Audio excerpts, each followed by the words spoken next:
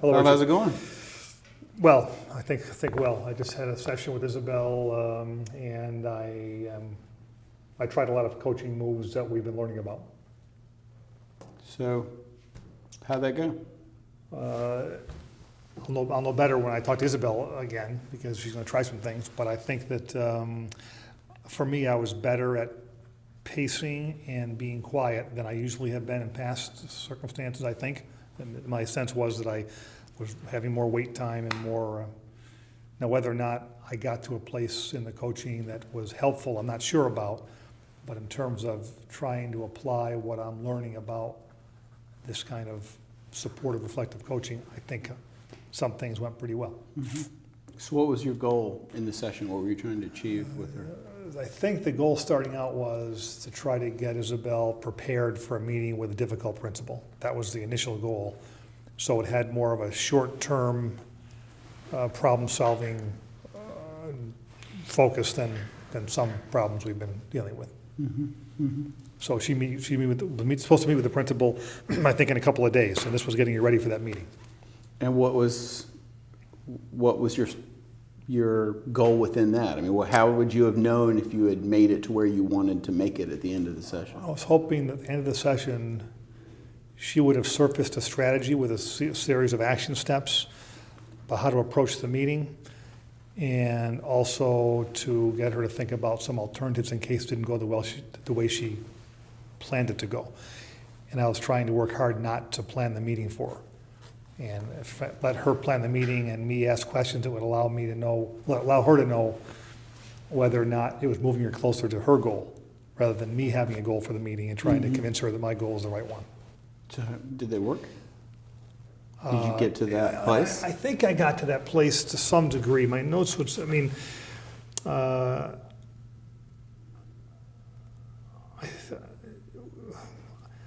I told her, we agreed that we would share our notes from the meeting. I'd share mine with her, and she'd share hers with me. I think I could see better if I could see her notes, because I saw her writing things down that I think were similar to what I was writing down and what she thought we were agreeing to, but I'm not positive until I see her notes. But I think that we probably got closer to where I was hoping to go because I kind of hit the reset button and paused about 15 minutes into the conversation and tried to be sure that I was allowing her to problem solve and not me to problem solve. So I asked the question, so what? So then what, at one point in time? And in my mind, that was kind of a reset question, because Isabel she outlined it. I asked her about what would a good meeting look like with this principal after we had talked a bit. And she outlined some steps about what it would look like, that there'd be a transparency between the two of them, that she'd share that they both would understand they wanted the same thing. She talked through a bunch of positive outcomes. And I was kind of feeling like I was going down towards a dead-end canyon, because it seemed like that was kind of towards the end. She had it all figured out. And I think she was feeling positive about her plan for the meeting. Mm-hmm. But I was worried, based on the scenario that we were operating from, that it might not go the way she was predicting, even though she gave a pretty positive set of predictions. So I stopped and had a pause for a moment, we were both quiet, I think, for maybe 30 seconds. And then I asked her, what if it doesn't go the way you anticipated it'll go? And asked her to think about a scenario that was, if he responded negatively or defensively or inappropriately.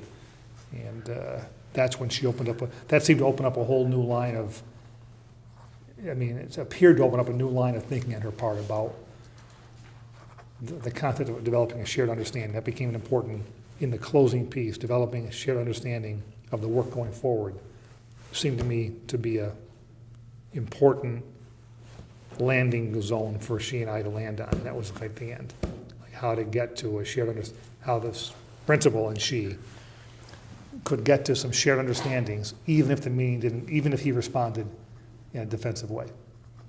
And so she talked about putting a simple flow chart together, looking at data together, looking at classroom observations together, and that was probably going to be she described it, like, it was a rethinking of her initial idea, which I was glad that she did. So I was happy that I got her to rethink her initial idea.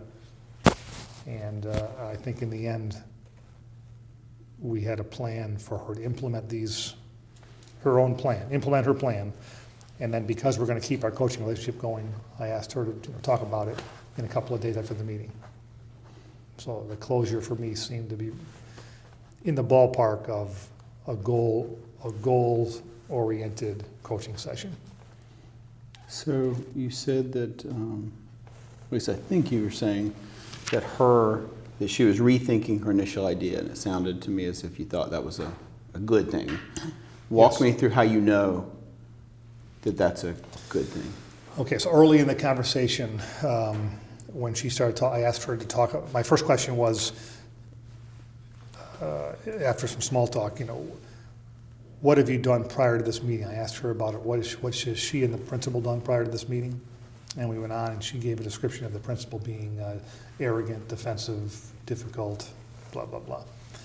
And I asked her to give me some evidence of that behavior, concrete, observable evidence. And it took her back a bit, and Isabel expressed, she thought it was a good question. So I thought that was good, that Isabel thought it was a good question. And then she paused for quite a long time. Mm-hmm. And I stayed quiet, which would not be normal for me.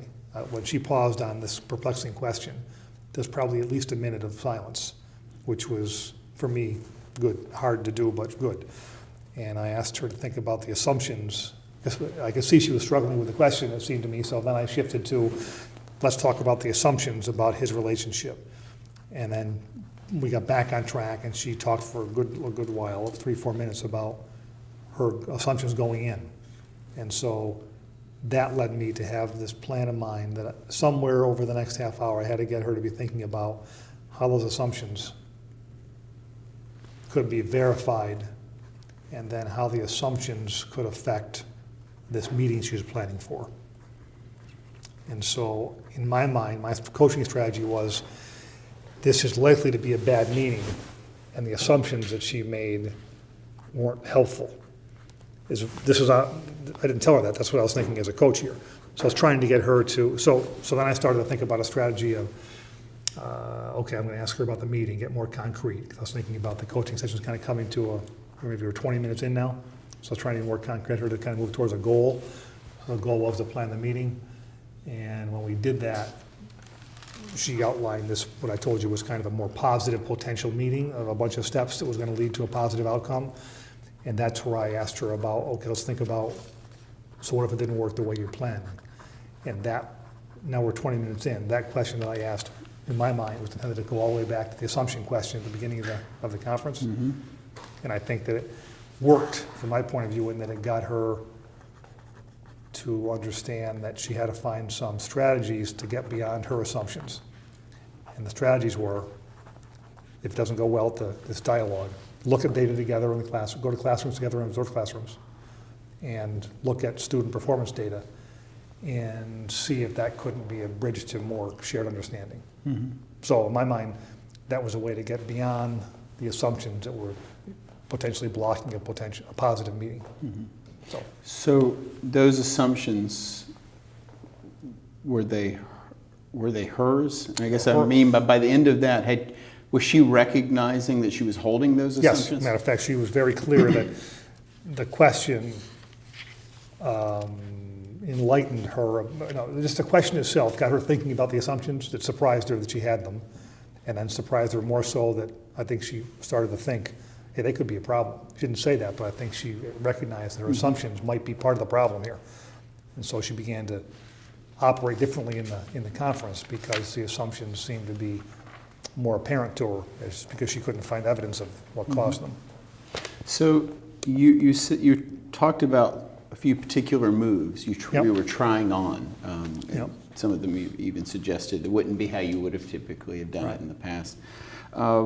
So talk to me a bit about what was behind the move to drive the conversation to more specificity and start talking about the actual meeting. Yeah, I was reflecting. I was trying to think of the inquiry cycle and the idea of having a goal-driven meeting. And I didn't think the first part, we were simply describing the problem. I was determined not to let that be the whole meeting. So I had this goal in my head, because I've seen other practice sessions we've done, that sometimes you simply just keep unearthing the problem forever. So after 15 minutes or 10 minutes maybe of unearthing the problem, I was determined to try to find a way to make it more goal-oriented. Isabel brought up, I was hoping to go towards the superintendent competencies and link it back to the competencies, but she brought that up, so I didn't go there. In other words, she acknowledged the fact this conversation, at some point in the conversation, seemed to relate. She mentioned human capital strategies and relationships were an important part of what she wanted to get out of the meeting. She wanted to implement a human capital strategy, and she wanted to have relationships be part of this meeting. And she tied them back to the superintendent competencies, so I never went there. But I was determined to get to some kind of concreteness that she suggested, not that I didn't suggest, and that we got there. So how did the goals that all of a sudden began to drive this meeting, how did they fit with the longer term goals that she holds and that you're trying to help her with in your coaching? Yeah, that's a good question. I don't think they necessarily did, because at the beginning, I think I framed it as a unique problem. We've been working together for a year, and I said to Isabel, we've done a lot of work together, it's going well, you've applied the model, we've applied the model together, you're a reflective practitioner. This is the first problem that you put on the table that's kind of like a concrete, specific, I've got to fix it by tomorrow problem. So this might have been not typical of our ongoing coaching. So I'd have to go back now and think about how to make this coaching example fit into our trajectory of work together. I don't think at this point in time it doesn't fit smoothly, and I have to figure that out. Okay. How about the silence? You said you put a question out there and you allowed the silence to hold for a while. You didn't try filling it. Right. What was going on in your brain during that time? Because you said normally you might have come right in to that place. Well, two things helped. One, what was going on in my brain, first of all, was not to overdo the problem clarification. So I didn't ask a bunch of more clarifying questions. I had some ones that opened up. She was very responsive to my kind of invitational questions, and she started talking about them. So I was telling myself, okay, Bobby, you're hearing enough of information about the problem. Don't keep asking questions. So when she stopped giving an explanation of some part of the problem, I just listened for a while. I mean, just let the silence be there. And one of two things happened. She started talking again and elaborated more, or I intentionally changed to another pivotal question, because I already had enough on that one. I just didn't want to spend more than 5 or so minutes on problem clarification. And you had this queued up. I mean, you were already kind of rehearsing this in your Yes. head before you came in. You had a sense that I Right. do not want to stay Right.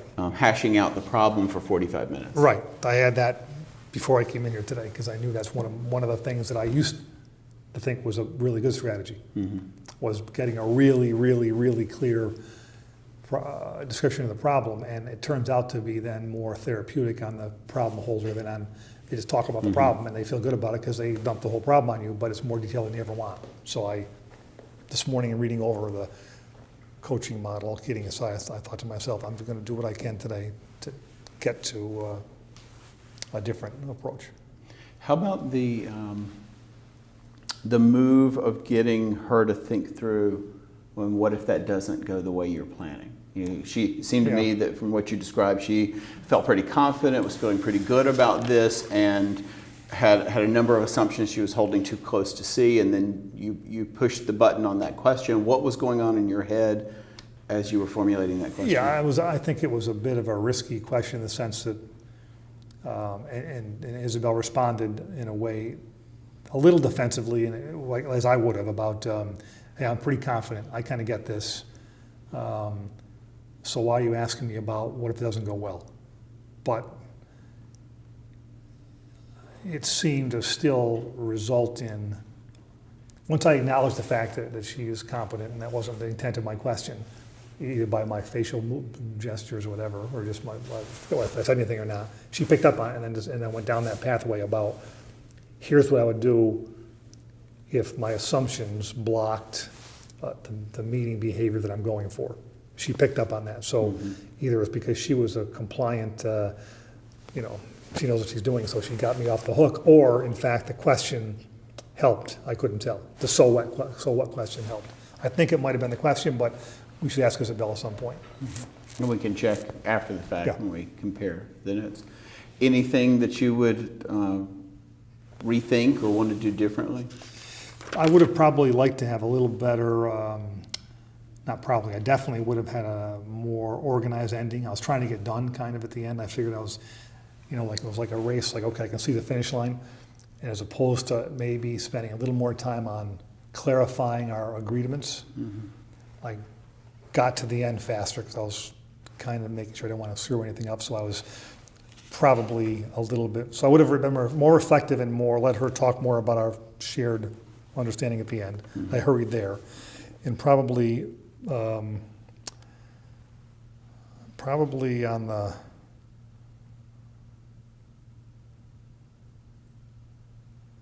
I probably could have taken better notes. If I was going to go back right now and give Isabel my notes for her to actually work from, I mostly wrote down the questions I was asking, so I'd be able to improve my coaching practice. I didn't write down as much about her responses, which would have been helpful for her to see in giving her the notes after. So I probably would have had a different note-taking style. I think those are the two biggest things. So just because you mentioned it, do you think your note-taking style reveals anything to you about yourself as a coach? Well, I would never normally take notes because I think they get in the way some of the time, but I've been gradually being convinced that's a bad assumption, that you can take notes and still be in the moment. So this revealed to me that with some practice, it could really be helpful to have notes, because I'm coaching other people, and when I don't take notes and I don't see them for 3 or 4 weeks, not surprisingly, I don't know anything about talking. The whole thing is new to me again, so this helps from going back to the beginning and starting over again all the time. So, but the note taking itself, no, I think with a little bit more practice, I think I could make the notes useful to myself and to my client if that's the case. Not just writing questions down. So you already have some next steps lined up. You're going to share notes. Yep. So what's next? What are you thinking about now in terms of the work with Isabel or even your coaching practice? More practice, I guess, more practice. And this one had the problem identified in advance, which helped. Sometimes when you walk into coaching, you don't know the problem of practice you're going to deal with until you sit down and begin to unearth it. This was a little easier because I had at least 15 minutes to think about it and strategize. So I thought about maybe I could ask people I coach to, through email to describe for me in some very brief way what they predict might be a topic of our upcoming meeting, and not lock them into that, but just give myself a chance to, even in 3 or 4 sentences, have them give me a sense of what's the most relevant problem practice, and get me, when I'm even a little bit more warmed up, I think it helps than just trying to sit down and, so that's one takeaway for sure. Great. Thanks for your help. Yeah, my pleasure.